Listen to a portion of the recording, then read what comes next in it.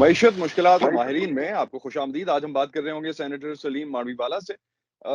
जिस तरह से मुल्क, क्योंकि उन बोर्ड ऑफ इन्वेस्टमेंट इससे पहले हेड कर चुके हैं और ओवरऑल मुल्क की जो मईशत है उस हवाले से हम उनसे जानने की कोशिश करते हैं कि इस वक्त क्या सिचुएशन है और किस तरह से चीजें चलेंगी। अभी जो रिसेंट डेटा रिलीज किया गया हुकूमत की तरफ से वो को बहुत इंकरेजिंग नहीं आया और अपेरेंटली लगता है कि इकोनॉमी श्रिंक की है।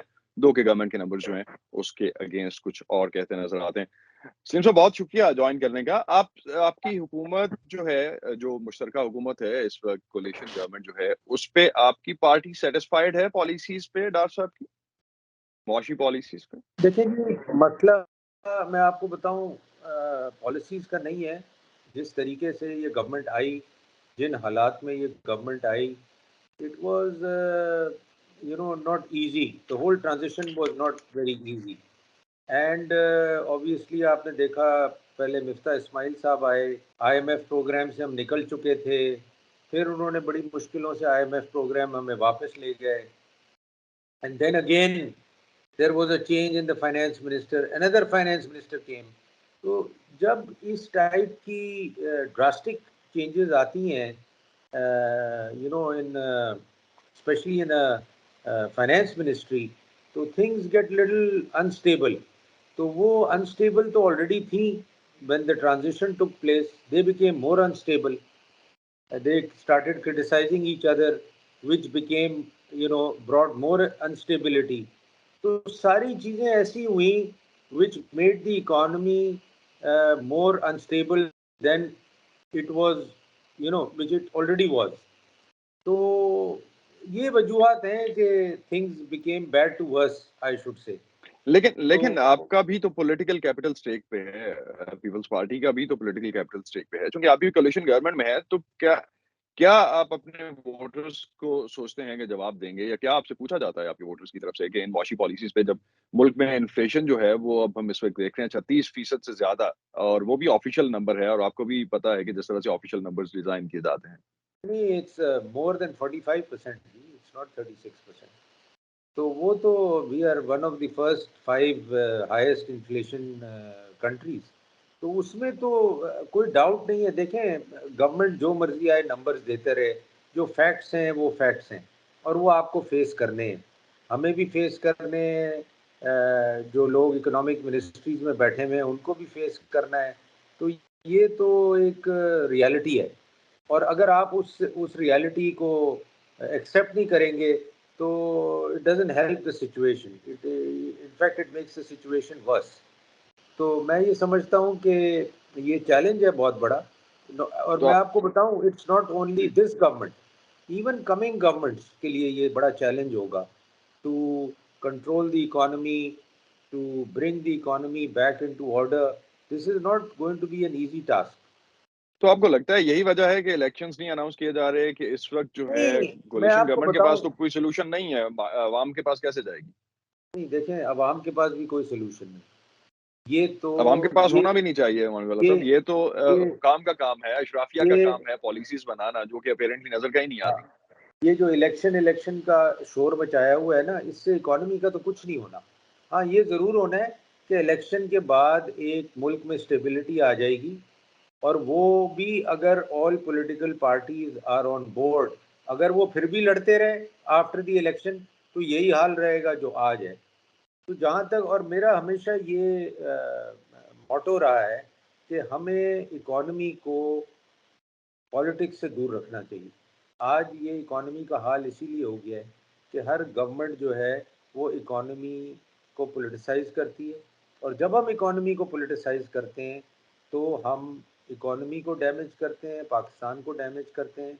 और ये हमारा प्रॉब्लम रहा है government to government. It is not that कि I will favour any government who has not done it, all have done it. तो उससे तो ओवरऑल हमें नुकसान हुआ है, ओवरऑल। तो अब इसको तो जी।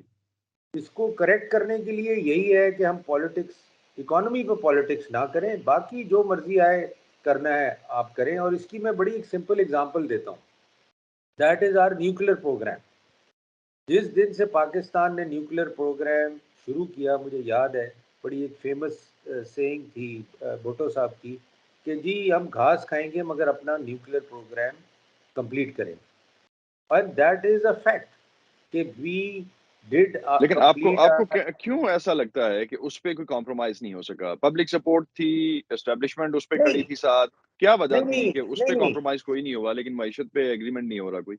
उस पे उस पे कॉम्प्रोमाइज इसलिए नहीं आज तक जरूरत नहीं पड़ी क्योंकि एवरीबडी वाज वेरी क्लियर कि this is in the interest of Pakistan economy क्योंकि एक ब्रॉड सब्जेक्ट है you can't pinpoint one that was a one point agenda तो everybody was on board and everybody stayed on board चाहे कोई भी government आए martial law लगे dictatorship आए टेक्नो जो भी जिस किस्म की भी गवर्नमेंट आए उस प्रोग्राम को किसी ने आज तक नहीं छेड़ा और आज तक वो प्रोग्राम इंटैक्ट है बल्कि it has progress and it has refined तो इसी तरह हमारी इकोनॉमी है क्योंकि इकोनॉमी एक ब्रॉड सब्जेक्ट है हर गवर्नमेंट एक इकोनॉमिक एजेंडा लेके आती है और वो चाहती है कि हम इकोनॉमिकली लोगों को डिलीवर करें नॉट रियलाइजिंग इकोनॉमिक एजेंडा आप ज़रूर लाएं बट आप गवर्नमेंट टू गवर्नमेंट जब इकोनॉमी के साथ आप मैं एक वर्ड यूज़ करूंगा छेड़ाछाड़ी करेंगे तो वो जी। इकोनॉमिक स्टेबिलिटी मुल्क में नहीं रहती और वो जब नहीं रहती तो आपके जो economic you can say players हैं आपकी बिजनेस कम्युनिटी है आपके मल्टीलैटरल्स हैं आपके एमएनसीज हैं आपके ओवरऑल जो आपकी इकोनॉमी के इंजन्स हैं वो डिस्टर्ब हो जाते हैं और वो जब डिस्टर्ब होते हैं तो then it starts affecting your overall economy तो ये हमें तो आप सोचना चाहिए आप समझते पॉलिटिकल हैं सलीम साहब के अगर ये चीज़ तो हम सब प्रॉब्ली सारी सभी एग्रीमेंट में है, चाहे वो गवर्नमेंट की साइड पे हो या अपोज़िशन में हो या माहिरीन हो, सब ये समझते हैं कि इस पे इतना इत्तेफ़ाक होना चाहिए कि मुल्क की मईशत जो है वो बेसिक्स एटलीस्ट जो है वो इन लाइन रहें। लेकिन उसके बावजूद ऐसा होता भी नहीं है और दूसरा आप समझते हैं कि सिर्फ़ सियासी जो इस्तेहकाम है, अदम इस्तेहकाम ख़त्म हो जाता है, इस्तेहकाम आ जाता है, तो उससे कोई ब्रीथिंग स्पेस मिलेगी पाकिस्तान को? देखिए पॉलिटिकली स्टेबिलिटी आती है तो दैट इज ऑलवेज हेल्प्स ऐसा तो नहीं है कि दैट डज नॉट हेल्प मगर लेकिन उसके लिए कोई प्लान भी तो होना चाहिए ना, कोई मंसूबा तो हाँ होगा एग्जैक्टली कि जिस पे आप चल एग्जैक्टली चल सकें। एग्जैक्टली अगर आपके पास कोई इकोनॉमिक प्लान नहीं है तो पॉलिटिकल स्टेबिलिटी कुछ भी नहीं करेगी तो with the political stability you need to bring an economic plan and not for 2 years or 3 years it should be a 10-year plan minimum जिसपे you can bring the country back on track and Pakistan let me tell you has the potential to be economically strong country इसमें तो कोई doubt ही नहीं है मगर policies अगर आप हर साल चेंज करेंगे हर साल चीज़ें चेंज करेंगे हर बजट में चेंज करेंगे तो व्हाट हैपेंस इज कि कंसिस्टेंसी नहीं है पॉलिसी की आपके जो इन्वेस्टर्स हैं आपके जो बिजनेस लोग हैं वो they all started thinking like the government thinks short term. So everybody takes a short term position, and in a country when you start taking a short term position, उसकी कोई economic growth नहीं बनती and that is our problem तो अभी जिस तरह से आपने मेंशन किया कि शॉर्ट टर्म अप्रोच गवर्नमेंट ले रही है, आईएमएफ के प्रोग्राम के हवाले से हुकूमत ने बहुत कोशिश की। आपको पीपल्स पार्टी को किसी तरह से एतमाद में लिया गया इकोनॉमिक पॉलिसीज़ पे मुल्क की या जो भी फैसले बड़े हुए मुल्क के लिए या होने जा रहे हैं या हो रहे हैं? देखिए मुझे पर्सनली तो नहीं लिया गया मुझे और नहीं पता कि किसको लेकिन लिया आप गया हमारी पार्टी से फाइनेंस कमेटी को चेयर कर रहे जी जी हैं जी जी सेनेट में, जी जी मगर वो उसके कोई बावजूद आपसे ऐसी बात नहीं की गई।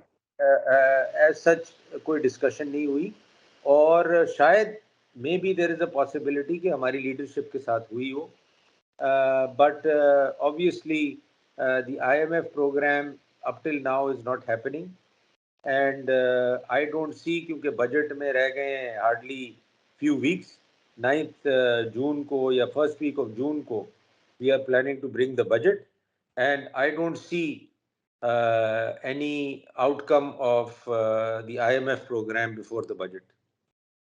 लेकिन बजट बजट जो मानव वाला साहब बन रहा है, डेफ़िसिट आपने नंबर्स देख लिए होंगे अब तक जो डिस्कस हो रहे हैं। इतने डेफ़िसिट वाला बजट कहाँ से फाइनेंसिंग कहाँ से होगी? अगली गवर्नमेंट जो भी आ रही है, हमेशा ये बात होती है कि जो भी पुरानी गवर्नमेंट जा रही होती है, वो अगली गवर्नमेंट के लिए इतना बड़ा गड्ढा खोद के जाती है कि वो किसी भी सूरत चल नहीं सकती। इस वक्त भी सिचुएशन तो मोरलेस ऐसी ही है कि अगर कोई भी अगली गवर्नमेंट आती है, आईएमएफ प्लान में तो आपको जाना पड़ेगा, और अभी मार्केट में आपको पता है डॉलर रुपी पैरिटी में इतना डिफरेंस है कि हुकूमत के जो मतलब सरकारी रेट है वो 285, 280, 290 के पास है, और मार्केट में आपको 330 तक जो है वो डॉलर नहीं मिल रहा। अगर इस तरह की सिचुएशन है तो कितना बड़ा गड्ढा खोद रहे हैं अगली हुकूमत के लिए, और ये बजट प्लग इन कहाँ से होगा, फाइनेंस कहाँ से होगा इतना डेफिसिट? देखिए, फाइनेंसिंग तो हमेशा जब बजट बनाते हैं वो तो बाद में सोचते हैं कि कहाँ से होगा। वो तो तो बस बजट डिक्लेयर किस चीज कर का देते हैं बनाते कि हैं? जी इतने पैसे हमने रेज़ करने हैं, इतने करने हैं, वो तो these are all things that they think about later. But obviously budget तो आपको देना है और दे हैव टू ट्राई। जहाँ तक मुझे पता है 8.3 ट्रिलियन का टारगेट एफबीआर said कि they will achieve, but they want that a target of 9.3 trillion should be achieved। और जो हमारी इकोनॉमी का हाल है, जो इकोनॉमी में इस वक्त मैं कहूँगा कि एक ठहराव टाइप आया हुआ है, उसकी वजह से मुझे ये फिगर्स मीट होते हुए मुश्किल नजर आ रहे हैं। तो फिर अभी पॉलिसी क्या हो सकती है? पीपल्स पार्टी, हमेशा हम देखते हैं कि जो शैडो गवर्नमेंट्स होती हैं, ये जो अपोज़िशन होती है या जो कोलिशन पार्टनर्स होते हैं, हर एक के पास कोई प्लान होता है। पीपल्स पार्टी के पास इस वक़्त क्या प्लान है? किसी देखिए भी तरह से हमारा, मुआशी ऐसा कोई प्लान जिस पे चल सके मुल्क?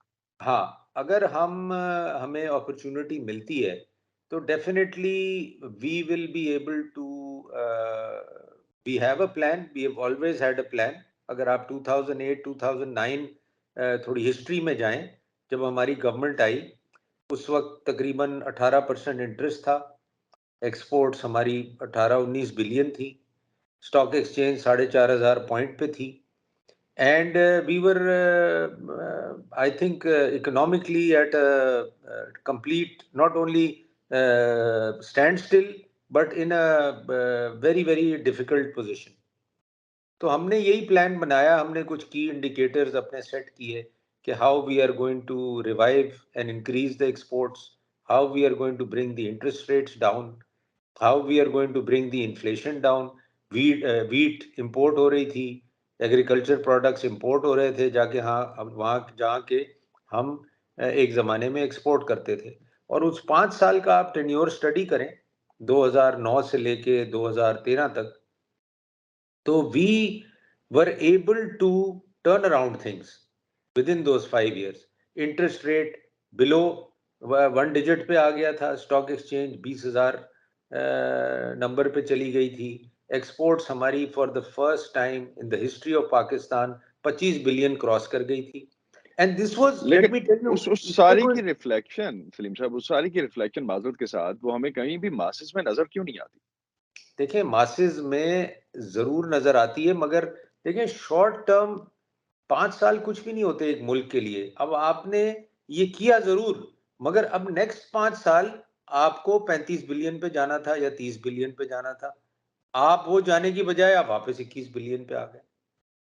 आपका आपने इंटरेस्ट रेट, बिल्कुल मुनासिब कहा कि जो शॉर्ट हाँ टर्म अप्रोच है, उसकी वजह हाँ, से जिस तरह आप उससे बड़ी अच्छी तरह से वाकिफ़ हैं, जिस तरह से हॉट मनी पाकिस्तान में लाई जाती है, हर जी दफ़ा जी, इन्वेस्टमेंट्स बिल्कुल पाकिस्तान में बिल्कुल लाई जाती हैं, बिल्कुल और जितनी स्पीड में आती है, उसी स्पीड में वो बाहर भी निकलती है। बिल्कुल आप चूँकि बिल्कुल। फॉरेन डायरेक्ट इन्वेस्टमेंट को भी देख रहे थे जी जी। बोर्ड ऑफ इन्वेस्टमेंट के साथ। पाकिस्तान में इन्वेस्टमेंट क्यों नहीं बढ़ पाती? एपेटाइट नहीं है, स्पेस नहीं है कि इन्वेस्टमेंट आए कहाँ? क्या सर, मिसिंग क्या है सारे कंपोनेंट्स में? एपेटाइट कभी भी हम एपेटाइट देखते बड़ी हैं है। 1% 2010 के बाद से 1% से ऊपर कभी भी जीडीपी के इन्वेस्टमेंट नहीं गई। नहीं आई। एपेटाइट बड़ी है पाकिस्तान में। और दो मुझे याद है 2009-2013 तक it Pakistan was facing the worst terrorism. और अगर आप उसके फिगर्स निकालें, तो उसके बावजूद हम इन्वेस्टमेंट लाए पाकिस्तान में। तो मेरा कहने का मतलब ये है कि देखें, first thing what an investor is looking for, investor is looking for stability, investor is looking for security, and investor is looking for returns. ये तीन चीजें जो मुल्क देगा उसको, दे विल गो देयर। और उसकी कोई रिक्वायरमेंट नहीं है। ही इज नॉट लुकिंग कि जी लैंड मतलब it should be a beautiful country, it should be a landscape, they don't give a damn. They are only looking for these three things, कि हमें स्टेबिलिटी मिले, हमें consistency मिले, और हमें सिक्योरिटी मिले। तो they these are the things that an investor attracts, और हम ये तीनों चीजें ऑफर नहीं करते। तो हम जब ऑफर नहीं करते, how do I expect the investors to come? They will not come. आपको लगता है पाकिस्तान के पास आईएमएफ के अलावा आगे चलने का कोई प्लान है? बिकॉज़ जिस तरह की स्टेटमेंट्स डार साहब की तरफ से आती हैं, उसके बाद वॉशिंगटन में कम से कम आईएमएफ के मुख्तलिफ हलकों में जो बात होती है, वो को खुश नज़र नहीं आता उससे। जी देखें, मेरी भी बात होती है आईएमएफ वाले, I have dealt with them and I have worked with them, मेरी भी उनसे बात होती है। देखें, उनका पॉइंट ऑफ व्यू भी एक तरीके से सही है। They are basically, IMF is just like you would deal with any bank, I would deal with any bank. IMF is country's bank. तो IMF आपको जब प्रोग्राम में लेता है तो वो कुछ टर्म्स एंड कंडीशंस आपके साथ डिसाइड करता है, just like a bank decides a term sheet, gives you a term sheet for your loan. तो IMF ये एक्सपेक्ट करता है कि जो चीजें आप उनसे एग्री करते हैं वो आप पूरी करें, या आप एग्री ना करें। तो आईएमएफ के साथ हमारा प्रॉब्लम ही यही रहा है। और मैं फिर ही उसी चीज पे आ जाऊंगा कि why IMF has a problem with Pakistan, because whatever we agree with them we don't deliver. आप समझते हैं ट्रस्ट डेफिसिट है आईएमएफ का पाकिस्तान के साथ? नहीं, it's not a question of only trust deficit. Question is, देखें, आप जो भी एग्रीमेंट करेंगे, जो भी नंबर्स एग्री करेंगे, you have to deliver on those terms that you have agreed with IMF.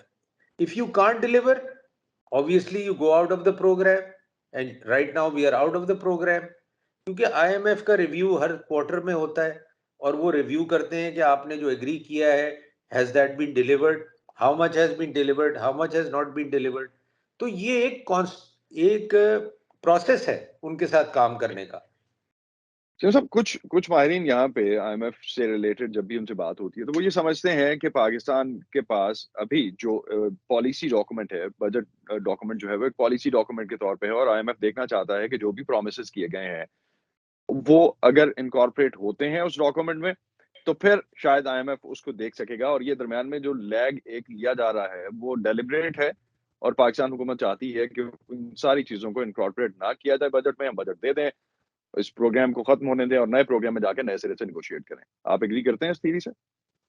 देखिए, ये फिर मैं कहूंगा फिर अब इसमें सियासत आ गई,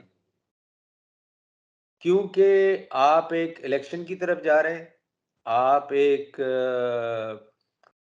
गवर्नमेंट खत्म होने जा रही है, केयर टेकर गवर्नमेंट आ रही है, उसके बाद एक इलेक्शन आएगा, तो हम फिर सियासत जो है ना वो अपनी ट्रांजैक्शंस में या अपने प्लान्स में ले आते हैं। और जब भी हम ये ले आते हैं, हम बेसिकली अपनी रिलेशनशिप भी खराब करते हैं और पाकिस्तान को भी हम मुश्किल में डालते हैं। तो तो लास्ट पे 2 सवाल हैं मेरे पास। जी, मैं जी। तो इससे एग्री नहीं करता, but obviously people sitting at these positions decide such things. CPEC के हवाले से आपको लगता है कि सीपैक का प्रोजेक्ट जो है, सीपैक के सारे जो ब्रॉडली प्रोजेक्ट्स थे, अब वो स्लो डाउन हो गए हैं पाकिस्तान में? अगेन एबिलिटी नहीं थी इतना ऑफर करने की, जिसमें इतनी एपेटाइट नहीं थी कि वो सारे प्रोजेक्ट्स जो है पाकिस्तान एब्जॉर्ब कर सकता है, इस वजह से? या चीनियों के साथ सियासत जो है वो दरमियान में आई है और किसी और वजह से प्रोजेक्ट स्लो में है? आप एग्री करते हैं इससे कि स्लो में है देखिए फर्स्ट ऑफ ऑल? देखिए, शुरू से सीपैक में एक प्रॉब्लम रहा है पाकिस्तान की कैपेसिटी का to absorb CPEC and to deliver to the Chinese what we need to deliver. तो उनके साथ हमने सीपैक डिसाइड तो कर लिया, and CPEC was in 3 phases, you know. पहला फेज भी हो गया, दूसरा फेज था एनर्जी का, वो भी हो गया, इंफ्रास्ट्रक्चर का था, तीसरा फेज जो था वो था हमारी इंडस्ट्रियलाइजेशन का। अब तीसरे फेज में हम आके फंस गए, और वो भी 2 phase, let me be very Frank, वो चाइनीज के एफर्ट से पूरे हुए। अगर अब वो हम पे छोड़ दिए जाते तो शायद हम ना कर पाते, मगर क्योंकि उनकी कमिटमेंट थी हर लिहाज से, तो उन्होंने वो चीजें कंप्लीट की और उनको कंटिन्यू किया। अब मसला आ गया है, अब जो फेज है लास्ट फेज, इसमें हमारा बहुत रोल है, पाकिस्तान का। और वही बात है, कैपेसिटी इश्यूज हैं, फाइनेंशियल इश्यूज हैं और इश्यूज हैं जो कि हमने ऑन ग्राउंड करना है for the Chinese engage with us and on the industry, on the economic front. अब लास्ट पे उसमें एक चीज। मैं तो जी चाइनीज जी। को ब्लेम नहीं करता किसी लिहाज से भी। तो आपकी गवर्नमेंट अगर आती है तो कैसे आप चीनियों को वापस लेके आएंगे, और खासतौर पे चाइना अगर वापस आता है और उसके साथ साथ हम, क्योंकि अब तो इस वक्त लोकल इंडस्ट्रियलिस्ट जो है वो भी खुश नहीं है, तो बाहर की इन्वेस्टमेंट तो शायद सोचना भी इस वक्त मुश्किल काम है। देखें आप एक चीज समझ लें कि चाइना जो है ना वो सिर्फ एक इन्वेस्टर के तौर पे यहाँ नहीं आता। चाइना की अप्रोच ये है कि they want to support Pakistan and in return support China. तो उनका उनका थोड़ा स्ट्रेटेजिक व्यू है, उनका एक टिपिकल इन्वेस्टर व्यू नहीं है। और उनकी जो भी इन्वेस्टमेंट यहाँ आ रही है it is basically to make Pakistan strong in whichever way they can, so the ultimate goal can be achieved between the two countries. तो मैं समझता हूँ कि चाइना का जो रिलेशनशिप है पाकिस्तान के वो कोई बिजनेस रिलेशनशिप नहीं है और तो आप ना समझते वो हैं एक स्ट्रेटेजिक रिलेशनशिप है। स्ट्रेटेजिक रिलेशनशिप है और वो आज का नहीं है, 50 साल 60 साल का रिलेशनशिप है। और they will keep trying to make this relationship stronger. इस पे बहस तो डेफिनेटली हो सकती है, लेकिन लास्ट में मेरे पास वक्त की कमी, दो चीजें पूछूंगा आपसे। डार साहब की परफॉर्मेंस से आप खुश हैं? देखें वो मेरे कोलीग हैं उनकी परफॉर्मेंस मेरे भी बड़े अच्छे दोस्त हैं, मैं पे सिर्फ ये जानना चाह रहा हूँ कि पे मुआशी पॉलिसीज पे आप खुश हैं उनसे? मैं कमेंट करता हुआ अच्छा नहीं लगता। देखें चलें, आई लेट मी रिफ्रेज, आपका वोटर जो है वो खुश है उनकी परफॉर्मेंस से? देखें इस वक्त कोई भी गवर्नमेंट होती ना, अगर मैं आपको ये यकीन दिलाता हूँ कि आज अगर पीटीआई की भी गवर्नमेंट होती तो वोटर ने खुश नहीं होना था विद लेकिन वो तो दिस आपको टाइप। 6.1% का ग्रोथ रेट देके गए जाते हुए, अब आप 0.29 पे देखें ऑफिशियली ले आए हैं, तो डिफरेंस तो देखें है। जाते हुए देना और आज के हालात उनके सामने होते और वो भी उनसे इन्हीं इन्हीं हालात से डील कर रहे होते तो कोई सिचुएशन डिफरेंट नहीं होती, ये मैं आपको यकीन दिलाऊं। कोई भी गवर्नमेंट होती इस वक्त उसको ये हालात फेस करने पड़ते क्योंकि दुनिया ये फेस कर रही है। It is not something that is only happening in Pakistan, it is happening everywhere. मतलब आप यूएसए को ले लें, आप यूरोप को ले लें, आप पूरा जर्मनी स्ट्राइक पे चला गया, पूरा फ्रांस स्ट्राइक पे चला गया। वो क्यों चले गए? अगर उनकी तो गवर्नमेंट्स इलेक्टेड गवर्नमेंट्स थी ना, वो उन उधर क्यों इतने हालात खराब हो गए? तो ये कहना कि जी पीटीआई इससे बहुत अच्छा काम कर लेती, इन्होंने इतना अच्छा काम नहीं किया और वोटर जो है वो पीटीआई को सपोर्ट करता। तो मैं समझता हूँ कि एवरी गवर्नमेंट, और ये भी मेरा आई बिलीव दिस, चाहे वो कोई भी गवर्नमेंट हो, टार साहब हो, मिफ्ता इस्माइल हो, शौकत तरीन साहब हो, जितने भी हमारे फाइनेंस, उनकी कोशिश यही होती है कि किसी तरीके से हम आवाम को रिलीफ दें। अब जाहिर सी बात है इन दीज लेकिन अवाम इस डिफिकल्ट वक्त टाइम। शायद ये बात मानने को तैयार नहीं है किसी भी तरह से। नहीं, I totally agree with you, मगर मैं तो आपको सिर्फ एक इंटेंशन की बात कर रहा हूँ ना।